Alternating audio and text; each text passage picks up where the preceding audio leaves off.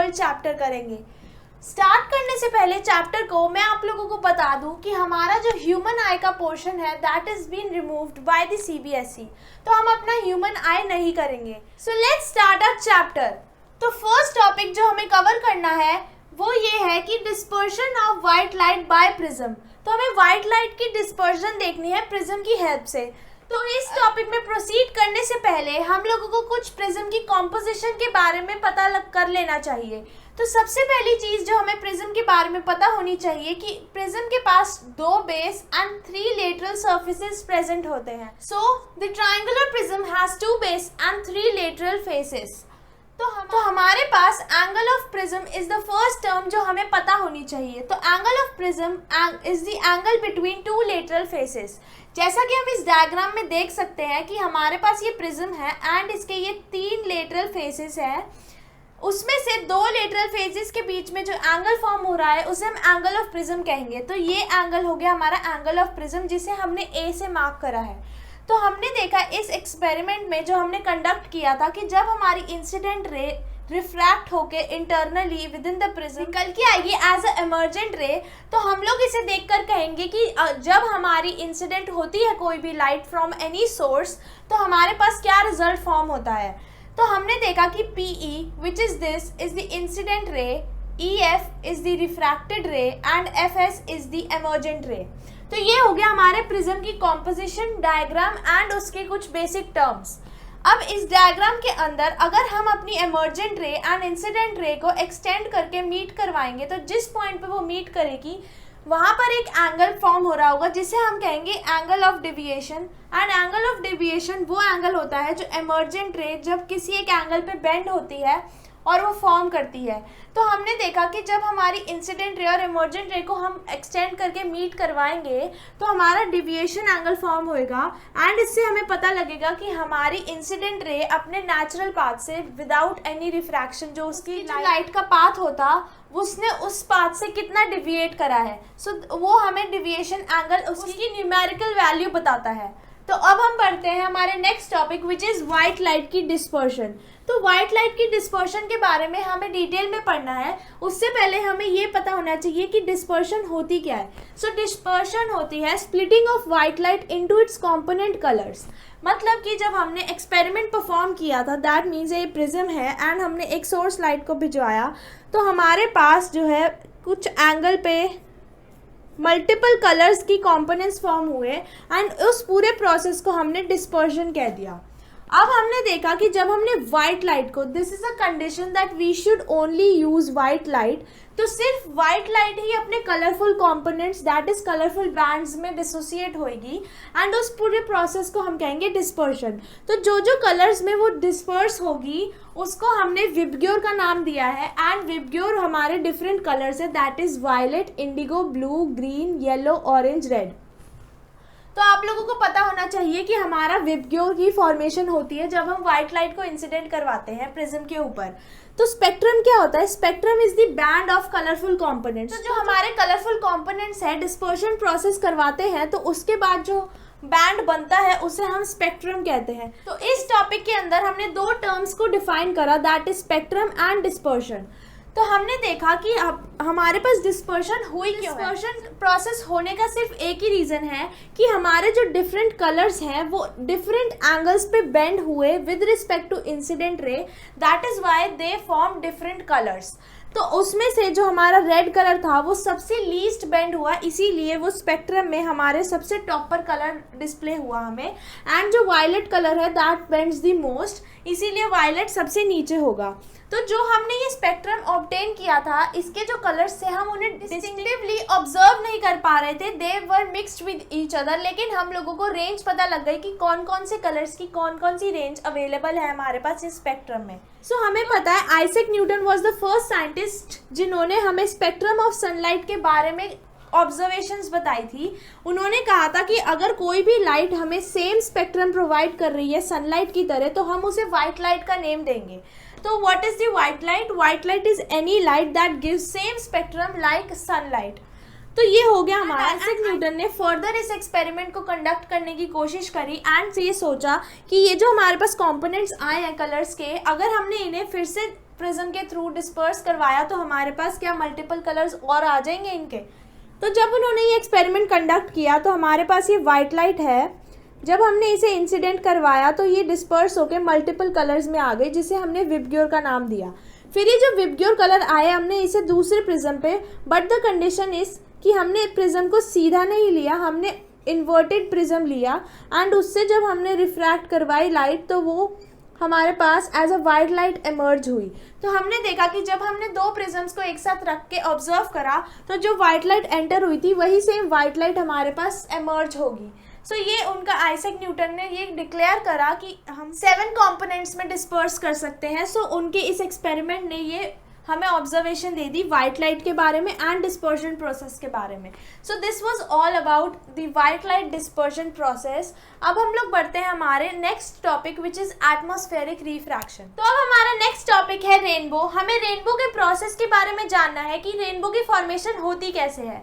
तो first of all हमें ये पता है कि रेनबो जो है वो सन के अपोजिट फॉर्म होता है हमेशा। अब हम देखते हैं कि हमारा रेनबो फॉर्म कैसे होता है। So rainbow is form by dispersion by tiny droplets in atmosphere. तो जो रेन ड्रॉपलेट्स होती हैं वो स्मॉल प्रिज्म्स की तरह एक्ट करती है एंड उन टाइनी ड्रॉपलेट्स की मदद से डिस्पर्शन प्रोसेस होता है। तो अब हम देखते हैं कि डिस्पर्शन प्रोसेस किन किन स्टेप्स में होता है। फर्स्ट स्टेप होता है हमारा रिफ्रैक्शन। तो जब हमारी इंसिडेंट लाइट टाइनी ड्रॉपलेट्स के ऊपर पड़ती है तो फर्स्ट रिफ्रैक्शन होती है, उसके बाद इंटरनली रिफ्लेक्ट करती है लाइट हमारी एंड फाइनली रिफ्रैक्ट करती है और फिर रिफ्रैक्ट करके बाहर आ जाती है, जिससे हमारे पास रेनबो की फॉर्मेशन होती है। तो फर्स्ट स्टेप हो गया refraction, then reflection and then again refraction. तो ये हो गए हमारी रेनबो की फॉर्मेशन के स्टेप्स। तो ऐसे होती है हमारी रेनबो फॉर्म। अब हम लोग पढ़ते हैं एटमॉस्फेरिक रिफ्रैक्शन का टॉपिक। एटमॉस्फेरिक रिफ्रैक्शन के अंडर हमारे पास 3 टाइप्स ऑफ एप्लीकेशंस हैं। First of all atmospheric refraction होता क्या है। तो जब रिफ्रैक्शन होता है लाइट का बाय द अर्थ्स एटमॉस्फेयर, तो हमारी जो अर्थ का एटमॉस्फेयर है जब वो हमारी जो भी किसी भी सोर्स से लाइट आ रही है उसको रिफ्रैक्ट करवाता है तो हम उसे एटमॉस्फेरिक रिफ्रैक्शन कहते हैं। फर्स्ट हमारे पास एप्लीकेशन जो होगी वो है फ्लिकरिंग ऑफ ऑब्जेक्ट्स। तो हमने अपनी डेली लाइफ में देखा है कि जब हम अपनी गैस स्टोव को ऑन करते हैं तो जस्ट बिहाइंड जो भी ऑब्जेक्ट होता है वो फ्लिकर करता हुआ दिखाई देता है। वो फ्लिकरिंग ऑब्जेक्ट की क्यों होती है, क्योंकि जो एयर अबव है गैस स्टोव के उसका रिफ्रैक्टिव इंडेक्स लेस होता है। तो लो रिफ्रैक्टिव इंडेक्स होने की वजह से धीरे धीरे जब हम और ऊपर जाते हैं तो हमारी जो लाइट होती है वो धीरे धीरे लेस डेंस होने लग जाती है।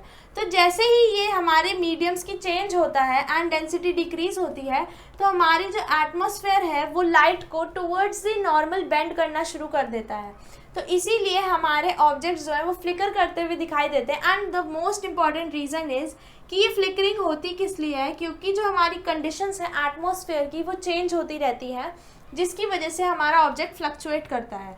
तो हमारी फ्लिकरिंग ऑफ ऑब्जेक्ट का क्या रीज़न हो गया। फर्स्ट रीज़न इज़ कि जो एयर जस्ट अबव है it has low refractive index, धीरे धीरे लेस डेंस होने लग जाता है, जिसकी वजह से एटमॉस्फेयर है वो बेंड करता है हमारी लाइट को टुवर्ड्स दी नॉर्मल। तो हमारी कंडीशंस भी चेंज होती रहती है एटमॉस्फेयर की, इसीलिए हमारे ऑब्जेक्ट फ्लक्चुएट करते रहता है। नेक्स्ट हमारी एप्लीकेशन हो गई ट्विंकलिंग ऑफ स्टार्स। हमने देखा है कि रात को जब स्टार्स आते हैं तो वो ट्विंकल करते हैं। तो ये ट्विंकलिंग होती क्यों है। तो जो हमारा स्टार होता है जब उसकी लाइट हमारे एटमॉस्फेयर में एंटर करती है तो वो रिफ्रैक्शन के अंडर जाती है। तो जब तक वो हमारी आइज तक नहीं पहुंचती लाइट तब तक वो रिफ्रैक्शन प्रोसेस के अंडर जाती रहती है, जिसकी वजह से हमारा जो नॉर्मल है उसकी तरफ हमारी लाइट बेंड होती रहती है धीरे धीरे and then we see the apparent position which is different from the actual position of the star. तो जो हमारा एटमॉस्फेरिक रिफ्रैक्शन प्रोसेस है that occurs in medium of changing refractive index. तो हमें पता है एटमॉस्फेरिक रिफ्रैक्शन जो है जब हमारा मीडियम चेंज होते रहेगा, डिफरेंट मीडियम्स की इंटेंसिटी चेंज होती रहेगी तो हमारा एटमॉस्फेरिक रिफ्रैक्शन होगा। तो हमें पता है कि जब हमारा एटमॉस्फेयर जो है उससे हम नीचे आती रहती है हमारी लाइट तो हमारा रिफ्रैक्टिव इंडेक्स भी जो है वो चेंज होते रहता है। तो इस चेंज की वजह से एटमॉस्फेरिक रिफ्रैक्शन का phenomena takes place in twinkling of stars. तो जो स्टार्स होते हैं वो स्लाइटली हायर दिखाई देते हैं near the horizon.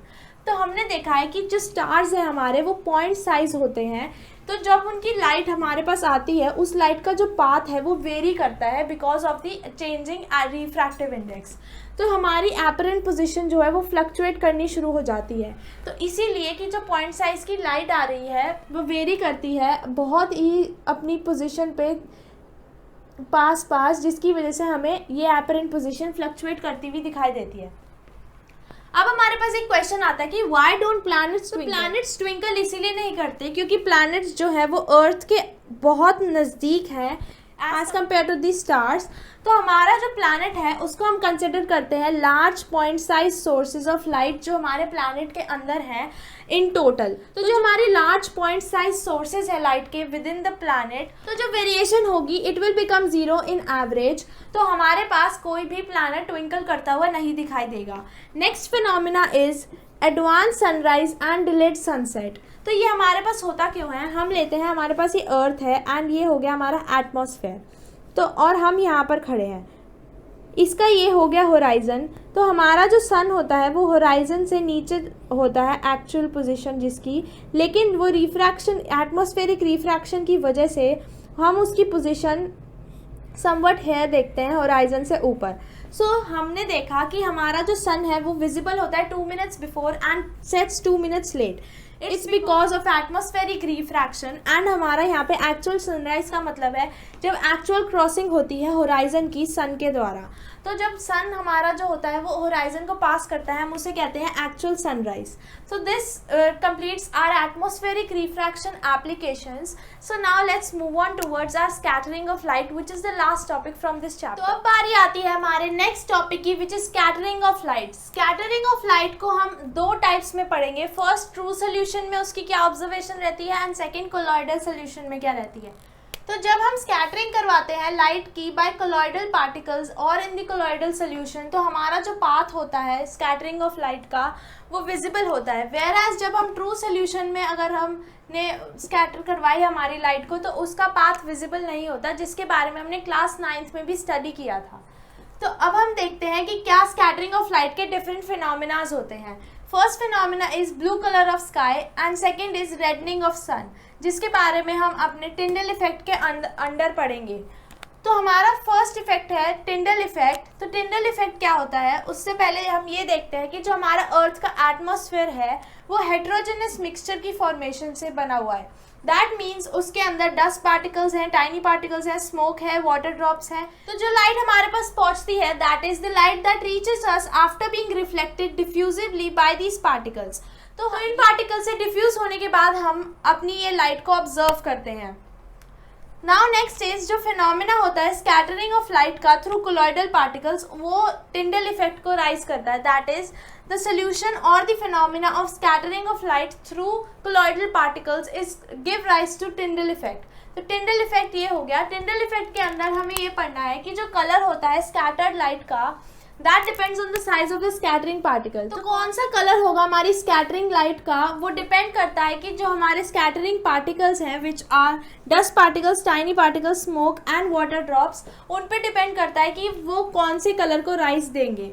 That means जो ब्लू लाइट होती है हमारी वो वेरी फाइन पार्टिकल से ईजीली स्कैटर हो जाती है, वेयर एज जो लॉन्गर वेवलेंथ होती हैं उन्हें लार्ज साइज ऑफ पार्टिकल्स की ज़रूरत होती है। तो लार्ज स्कैटरिंग जो होगी, अगर हमारे पास large number of colloidal particles है या फिर जिनका साइज़ बहुत ज़्यादा है, तो वो वाइट लाइट को भी राइज कर सकते हैं। तो हमारे पास इससे एक क्वेश्चन आता है that why is the colour of sky blue. तो हमने देखा है कि हमारे जो स्काई है वो उसका कलर ब्लू होता है। तो हमसे पूछा है कि उसका सिर्फ ब्लू कलर ही क्यों होता है, ब्लैक, ब्राउन, ऑरेंज कुछ और क्यों नहीं होता। तो इसका रीज़न ये है कि जो हमारे एयर मॉलिक्यूल्स हैं उनका साइज़ बहुत छोटा है as compare to the wavelength of our visible light. Visible light में हमारा पूरा विबग्योर का स्पेक्ट्रम आता है। तो हमने देखा कि जो एयर मॉलिक्यूल्स प्रेजेंट है हमारे एटमॉस्फेयर में उनका साइज स्मॉलर होता है दैन आवर विजिबल लाइट की वेवलेंथ से। तो वो हमारी जितनी कम पॉसिबल हो सकती है वेवलेंथ की लाइट को स्कैटर करता है। तो विबग्योर में हमने देखा है कि ब्लू कलर जो होता है उसकी वेवलेंथ रेड से कम होती है। दैट मीन्स जो लैम्डा है which is wavelength of red colour is 1.8 times more than the lambda of blue.